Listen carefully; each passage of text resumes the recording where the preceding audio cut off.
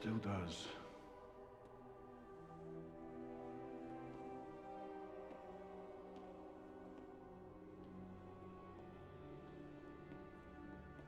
That's close enough, Inspector. We're not wired. I'm sorry, but a man in my position survives by taking every precaution. You've information for us. No, you already have the information. All the names and dates are inside your head. What you want, what you really need, is a story. A story can be true or false. I leave such judgments to you, Inspector. Our story begins, as these stories often do, with a young, up-and-coming politician. He's a deeply religious man and a member of the Conservative Party. He's completely single-minded and has no regard for the political process. The more power he attains, the more obvious his zealotry, and the more aggressive his supporters become. Eventually, his party launches a special project in the name of national security. At first, it's believed to be a search for biological weapons, and it's pursued without regard to its cost.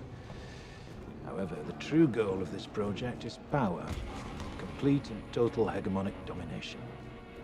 The project, however, ends violently. But the efforts of those involved are not in vain, for a new ability to wage war is born from the blood of one of the victims.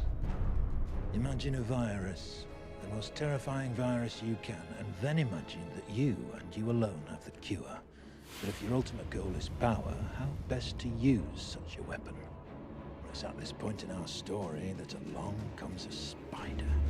He is a man seemingly without a conscience, for whom the ends always justify the means, and it is he who suggests that their target should not be an enemy of the country, but rather the country itself. 3 targets are chosen to maximize the effect of the attack: a school, a tube station, and a water treatment plant. Several hundred die within the first few weeks. That Three Waters has, in fact, been contaminated. Authorities are attempting to control its deadly spread. Sends a wave of destruction throughout the underground. Fueled by the media, fear and panic spread quickly, fracturing and dividing the country until at last the true goal comes into view. Before the St. Mary's crisis, no one would have predicted the results of the election that year, no one. And then not long after the election, lo and behold, a miracle. Some believed it was the work of God himself, but it was a pharmaceutical company controlled by certain party members that made them all obscenely rich.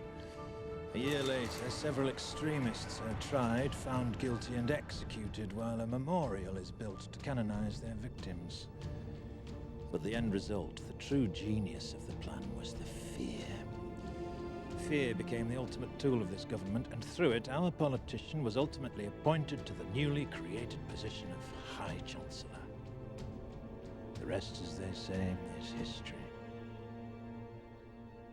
Can you prove any of this? Why do you think I'm still alive? All right. We'd like to take you into protective custody, Mr. Rookwood. Oh, I'm sure you would.